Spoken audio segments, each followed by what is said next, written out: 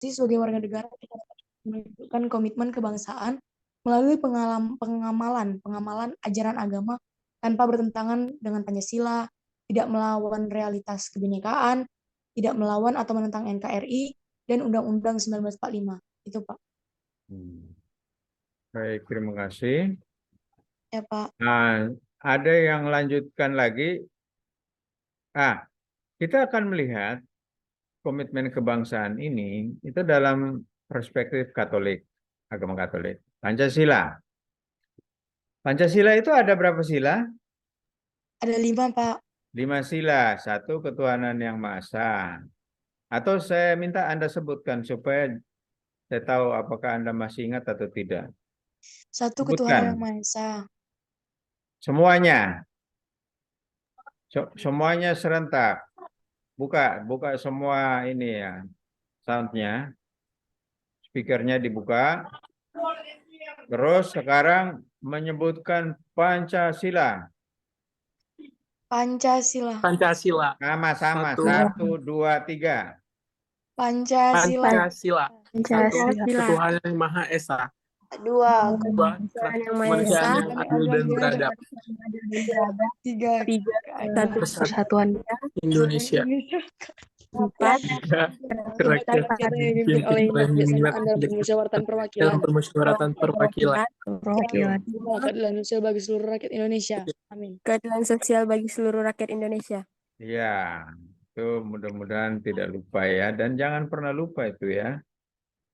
Nah, ketuhanan yang Maha Esa. Kalau ketuhanan yang Maha Esa, nilai-nilai ajaran agama Katolik apa saja? Ya banyaklah di situ. Ketuhanan. Kalau bicara tentang Tuhan, bicara tentang Allah Tritunggal, itu di sana itu di kitab suci ada, di ajaran gereja ada, di tradisi ada. Tuhan Allah Tritunggal itu dibicarakan mulai dari perjanjian lama sampai dengan perjanjian baru akhir. Dalam ajaran gereja bicara tentang Allah Tritunggal itu panjang. Dan itu semuanya itu kalau kita sebagai umat beragama Katolik itu mengimani Allah Tritunggal Maha Kudus dengan sebaik mungkin. Dan ketika kita mengimani Allah Tritunggal yang Maha Kuasa, yang Maha Kudus, maka semua sifat Allah, perbuatan Allah, karya Allah, sabda Allah yang termuat di dalam kitab suci, kita wujudkan, kita pahami, kita hayati, dan kita wujudkan dalam kehidupan kita. Nah, kalau kita lakukan itu dengan sebaik mungkin, maka apa yang terjadi? Yang terjadi adalah kebaikan, kebersamaan, kasih, macam-macam. Kesejahteraan dan kebahagiaan manusia itu pasti terjadi. Kalau kita melaksanakan ajaran agama dengan baik, berarti kita melaksanakan atau mewujud nyatakan sila pertama ketuhanan yang Maha Esa. Sudah pasti. Bahkan Pancasila keseluruhan. Mengapa? Karena nanti ketika di sila yang kedua tentang kemanusiaan yang adil dan beradab, itu juga di agama diajarin kemanusiaan yang adil dan beradab. Apakah Anda pernah mendengar ajaran agama tentang keadilan, keberadaban? Ya ada, banyak.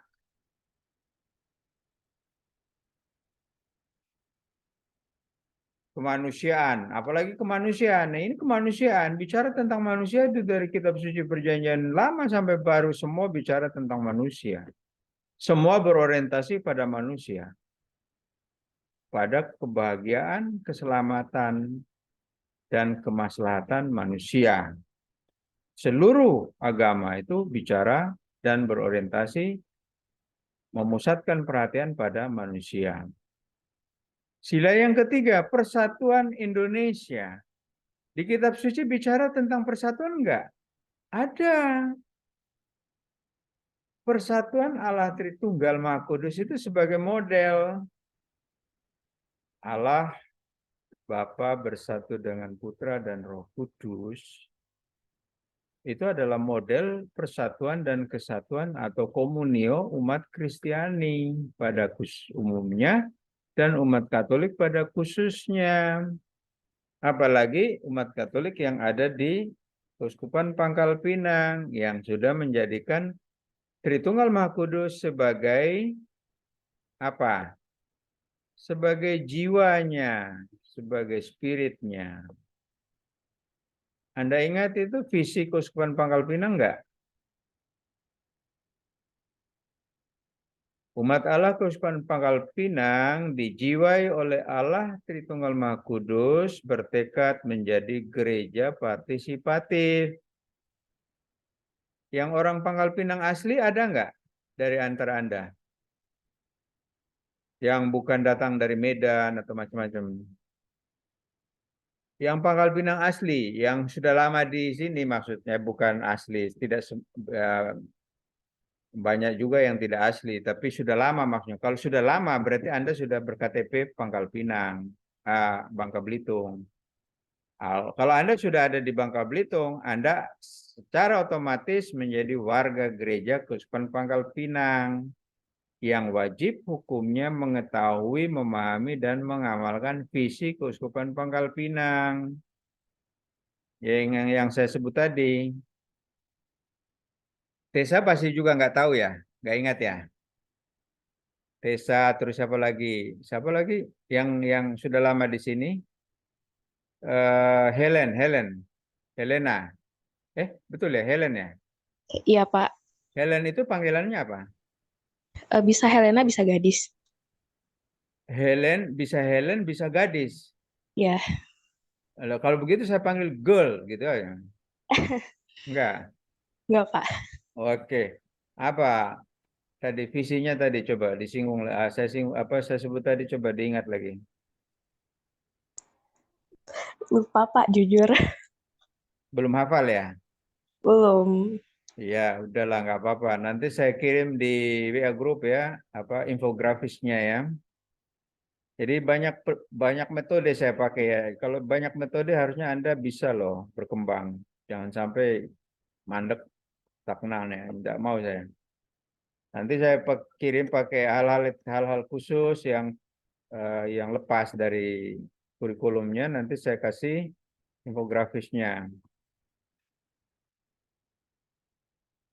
Terus Persatuan Indonesia. Allah menghendaki kita bersatu enggak? Ya jelas menghendaki. Allah tidak pernah menghendaki manusia tercerai-berai, mengalami perpecahan, kehancuran, saling bertikai. Allah tidak berkeinginan, tidak sangat menghendaki. Allah menolak itu. Tuhan tidak menghendaki itu. Kerakyatan yang dipimpin oleh hikmat kebijaksanaan dalam permusyawaratan perwakilan.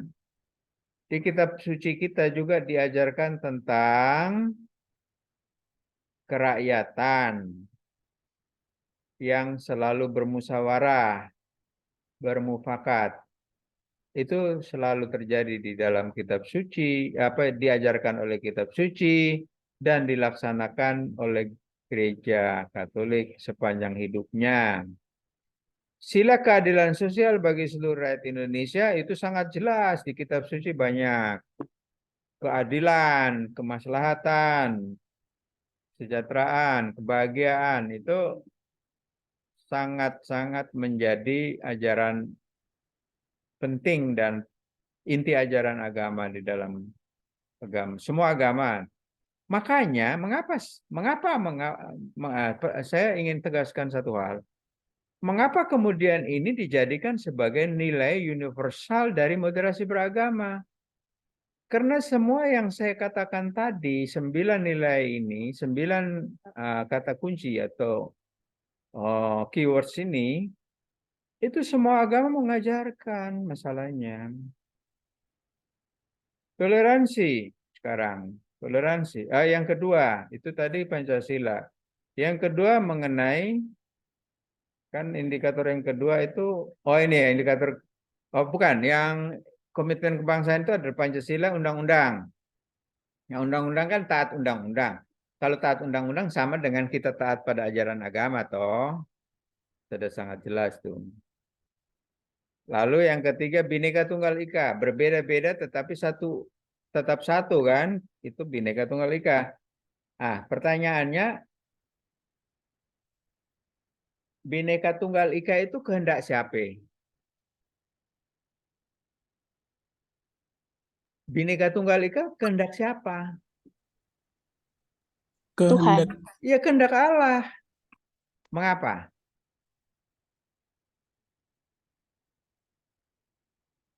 Kalau Allah tidak menghendaki kebinekaan atau kemajemukan, Allah tidak menghendaki pluralitas, maka dia akan menciptakan satu jenis ciptaan. Itu. Makanya pluralitas adalah keniscayaan, adalah ciptaan, adalah kehendak dari Allah yang Maha Kuasa. So, tidak ada yang bisa menolak dan atau mengingkari kemajemukan. Oke, sepakat ya. Lalu NKRI, Negara Kesatuan Republik Indonesia. Itu ada di dalam kitab suci enggak?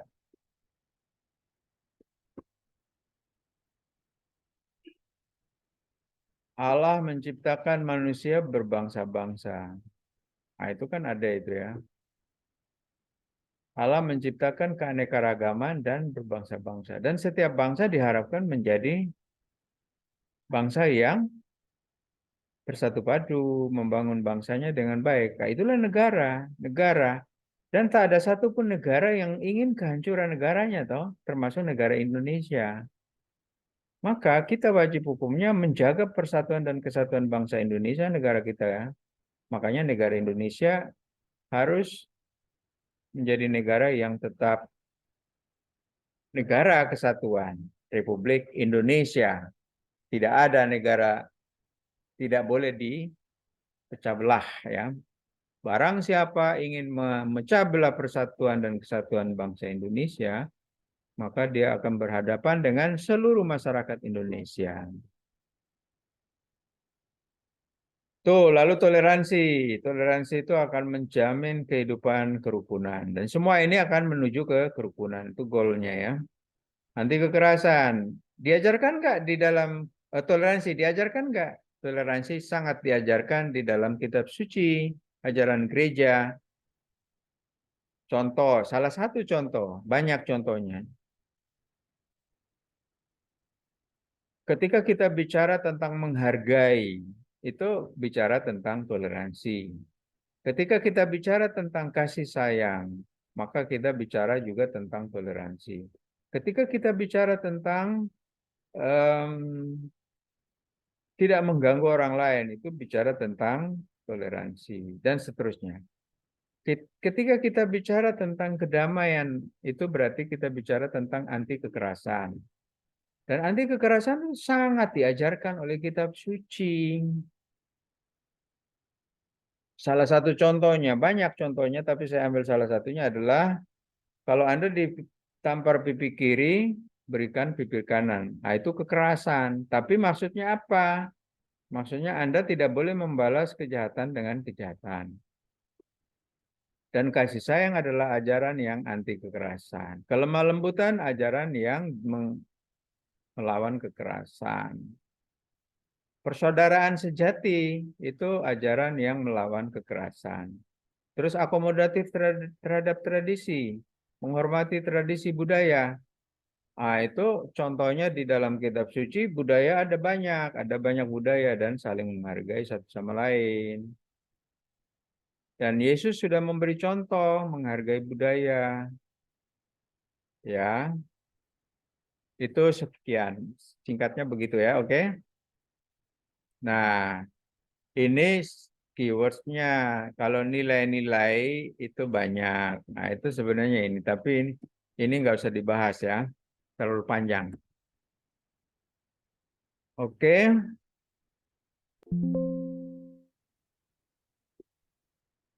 Nah, saya masuk pada tema yang terakhir untuk hari ini.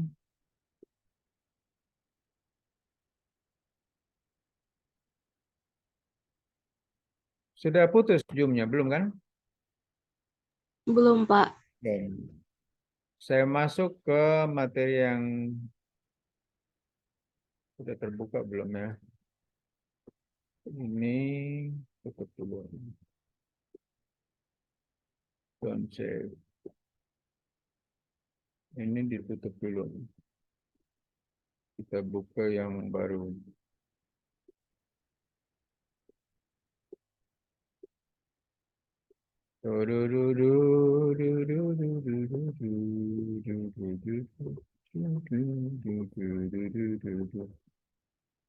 Kita buka ini.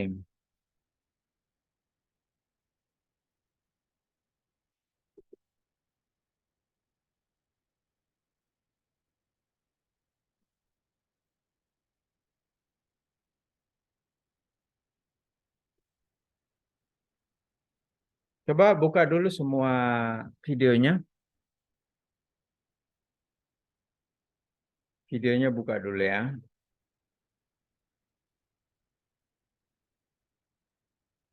Dengar nggak sih? Videonya dibuka dulu. Oke, saya mau lihat wajah kalian itu asli apa tidak? Atau palsu? Jangan-jangan palsu. Palsu itu maksudnya nggak hadir. Oke, saya screenshot dulu ya.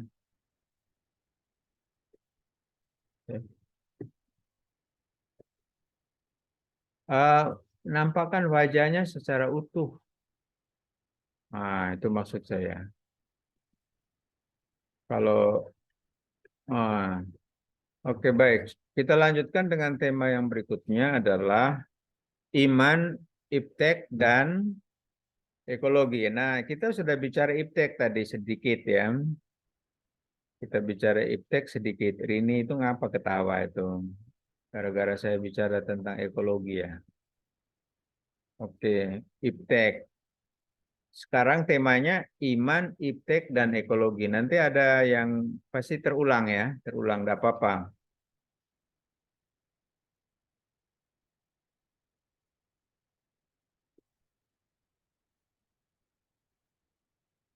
Ini terlihat enggak? Belum ya? Belum, Pak. Ya karena belum di-share. Kalau saya belum share itu berarti belum, Bos. Nah, ini baru kelihatan toh.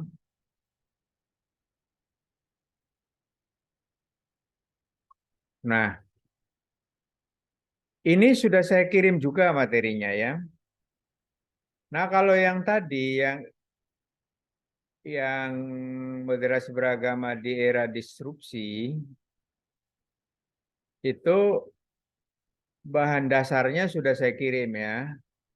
Nah, yang tadi itu kan bahan yang sudah saya kembangkan dengan sedemikian rupa dan sudah saya publikasikan di media sosial ya.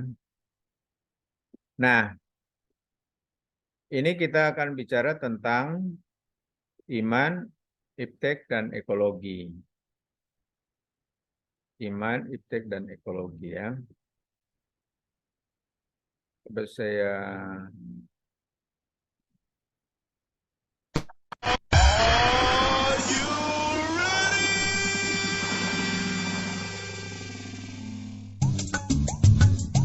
nah, ini juga belum dimatikan ini. Ya.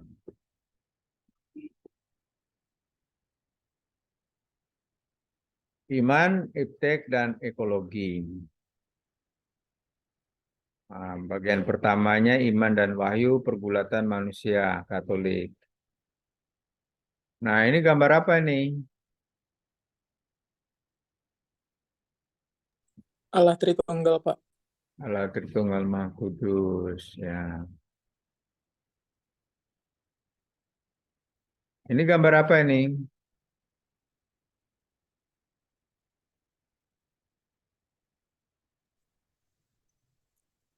gambar Abraham dan Ayub. Ya. Ini apa ini?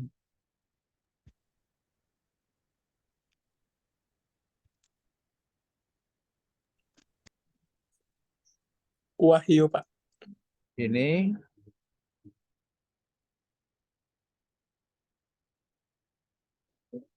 Anda jelaskan gambar ini.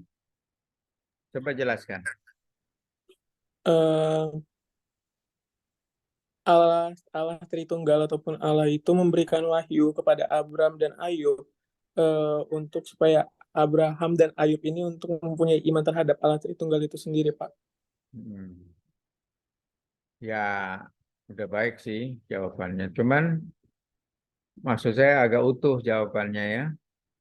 Utuhnya maksudnya gini. Ayub dan Abraham ini hanya sebuah simbol manusia ya, sebuah simbol manusia. Jadi harusnya dilengkapi dengan jawaban mengatakan Allah mewahyukan dirinya kepada manusia dan manusia mengimani. Menjawabnya, merespon, menanggapi dengan iman. Inilah pergulatan manusia dan proses ini walaupun gambarnya cuma ini doang, tapi proses ini, proses sejarah iman dan wahyu dan iman, itu terjadi sepanjang hidup, sepanjang Allah menghendakinya. Allah mewahyukan diri sejak awal, tapi apakah kemudian tidak berhenti setelah ciptaan? Tidak. Allah mewahyukan diri sejak awal dan seterusnya terus-menerus mewahyukan diri kepada manusia. Wahyu Allah itu wahyu penciptaan dan wahyu penyelamatan. Dan proses penyelamatan, karya penyelamatan itu terjadi sepanjang masa. Meskipun sudah terjadi puncaknya pada Yesus Kristus, tetapi kemudian sejarah manusia itu belum berakhir. Dia akan berakhir setelah zaman eskatologis, zaman selesainya dunia ini. Tuh ya.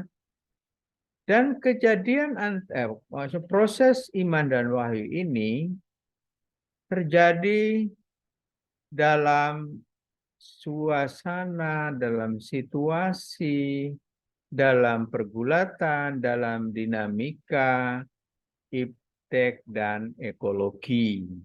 Ya, itu maksud dari tema ini, iman, iptek dan ekologi. Ya. Nah, ini kita lihat secara khusus iman. Inilah pergulatan manusia, pergulatan iman manusia itu ya.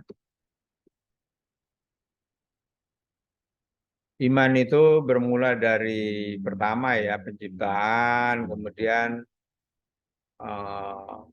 secara fokus mulai dari Abraham, panggilan Abraham, kemudian nanti Musa, kemudian raja-raja, kemudian ini Yohanes Pembaptis, lalu Yesus kemudian gereja.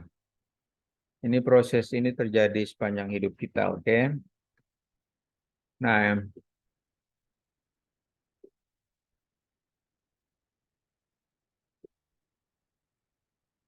iman dan wahyu. Iman itu tadi sudah dijelaskan oleh saudara Aldi, lengkapnya ini. Pernyataan diri Allah sejak awal hingga mencapai kepenuhannya pada Yesus dan terjadi dalam seluruh sejarah manusia sampai akhir zaman.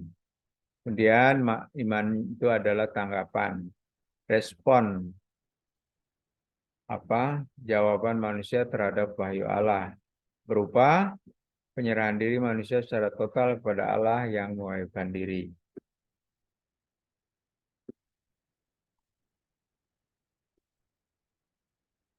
Nah, Gereja Katolik itu mempunyai sumber dan dasar iman. Yaitu yang pertama, tradisi. ajaran yang tidak tertulis seperti diungkapkan dalam Kisah Para Rasul. Nanti Anda baca ya. Terus kitab suci dan magisterium. Inilah sumber dan dasar iman Katolik ya. Kitab suci, tradisi, magisterium. Jadi kalau Anda ada orang bertanya, apa sumber dan dasar iman kita? Inilah sumber dan dasar iman kita adalah kitab suci, tradisi, magisterium. Nah, beda dengan teman-teman kita Kristiani lainnya, dia hanya kitab suci. Nah, Gereja Katolik tidak hanya kitab suci, tetapi perlu Anda ingat semua, sebetulnya ini gambarnya salah ya.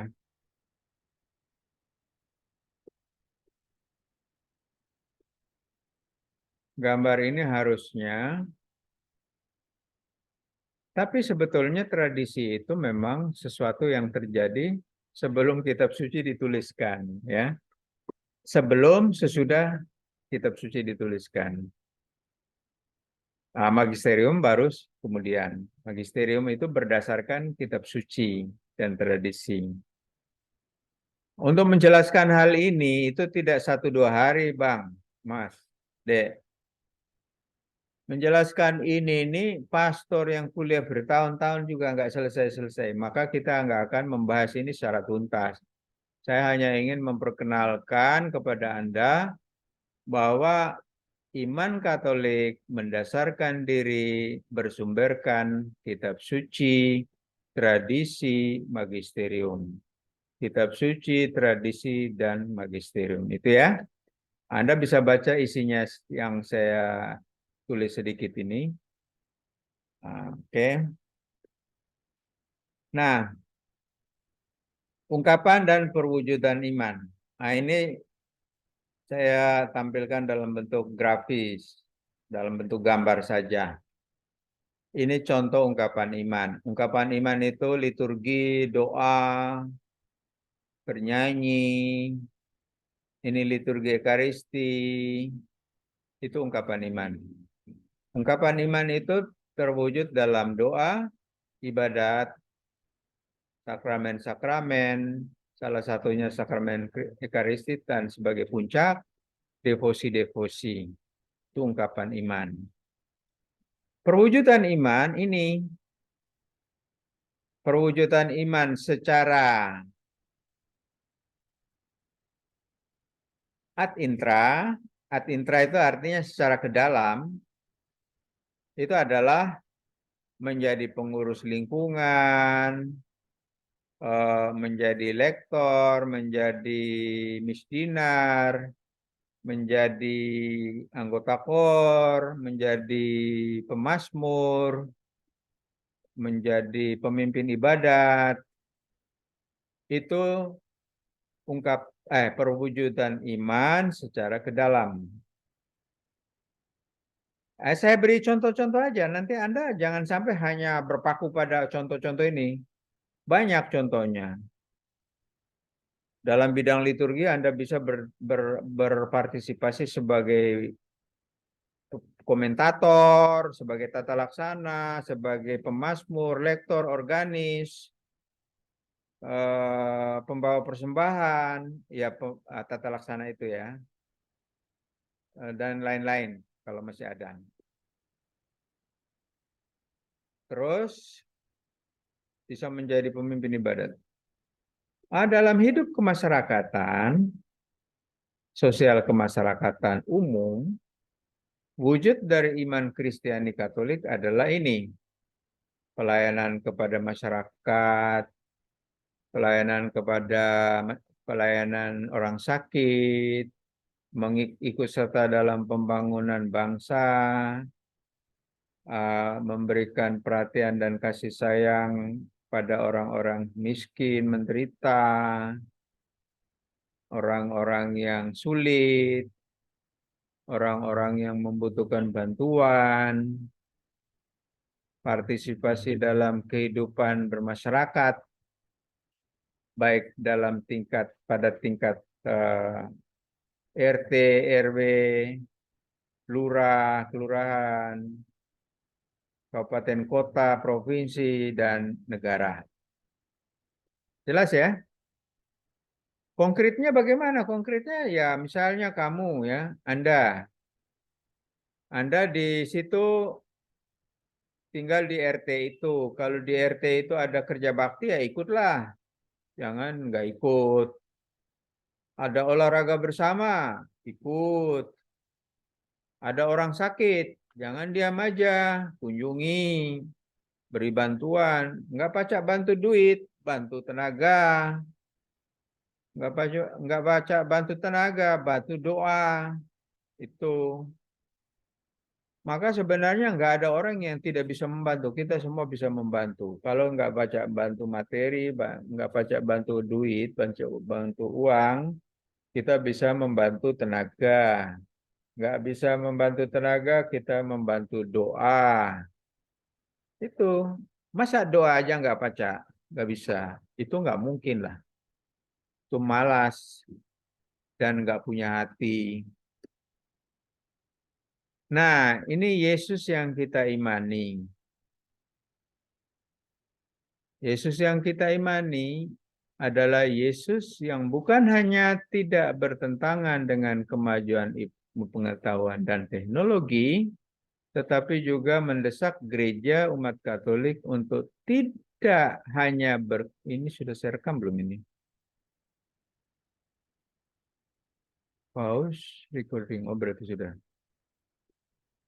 Ini umat Katolik untuk tidak hanya berkutat pada gereja, pelayanan altar, pelayanan internal, tetapi juga harus keluar dari dirinya, keluar dari gerejanya untuk masuk ke tengah-tengah masyarakat, memberikan dirinya, tenaganya, layanannya kepada masyarakat, pada bangsa, kepada negara.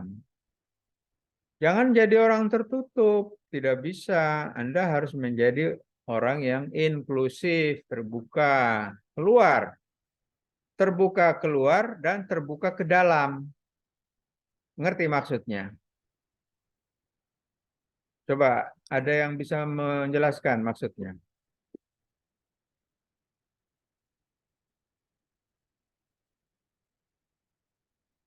Terbuka keluar, terbuka ke dalam. Tahu nggak maksudnya? Ini saya ngomong sama batu atau kayu ya?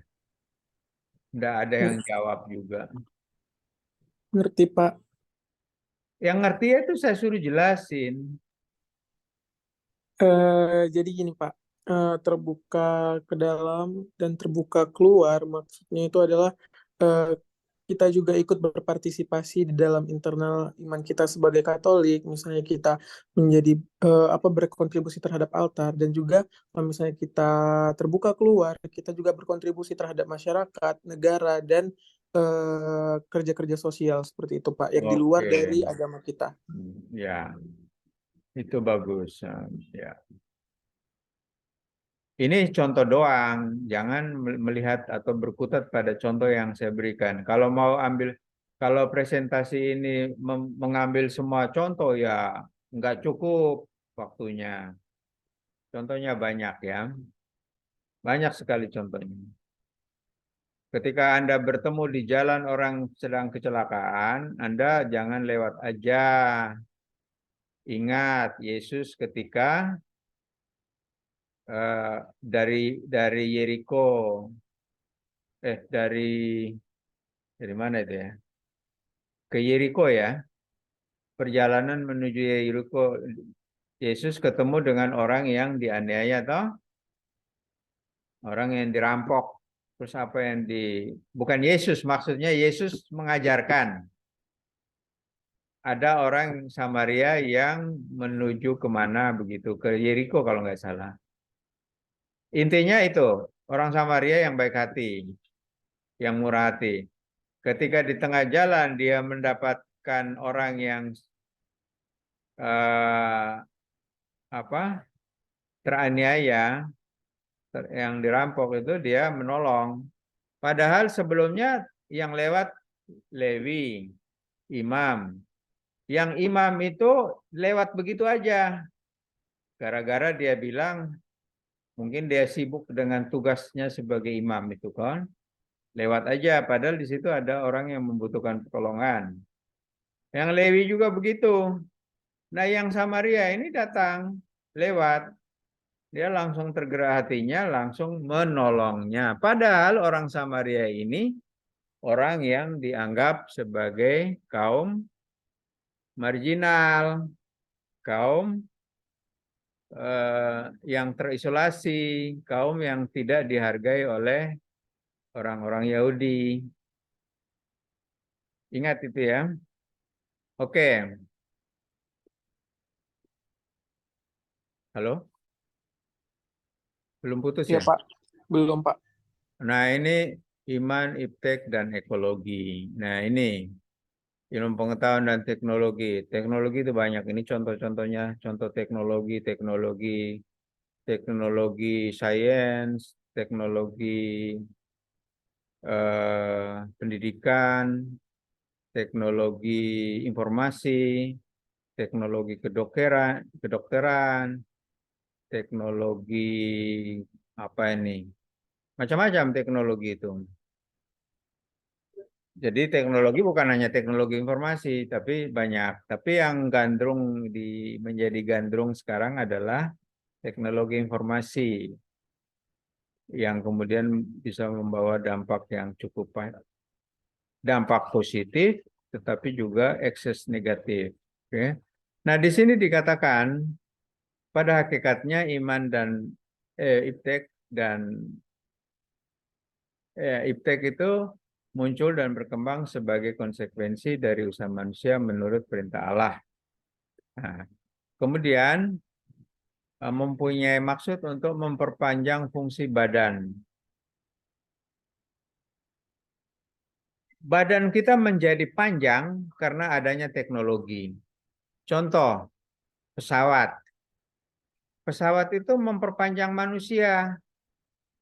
Nah, manusia yang tadinya hanya bisa ada di Bangka, dia bisa terbang ke Jakarta, ke Medan, ke NTT, ke Papua, Kalimantan, bahkan sampai ke dunia-dunia di luar kita. HP atau teknologi informasi memperpanjang manusia. Dari kita yang tadinya hanya bisa ngomong sebatas Bangka, bahkan tidak sebatas Bangka. Dulu itu bahkan jangankan Bangka, orang serumah itu kalau sudah keluar rumah itu nggak pacak ngomong satu sama lain. Nah, sekarang bisa semua. Walaupun dia ada di Jakarta, dia bisa ngomong sama istri anaknya di rumah. Walaupun dia di luar negeri bisa ngomong sama orang lain di tempat lain. Itulah namanya fungsi dari teknologi. Nah, gereja mengajarkan kepada kita bahwa tetapi pada zaman sekarang ini, terutama berkat ilmu pengetahuan dan teknologi, manusia telah dan tetap masih memperluas kedaulatannya hampir atas alam semesta. Gereja ingin memadukan cahaya pewahyuan dengan keahlian semua orang supaya menjadi terang. Itu maksudnya apa? Iman dan ilmu pengetahuan teknologi itu tidak bertentangan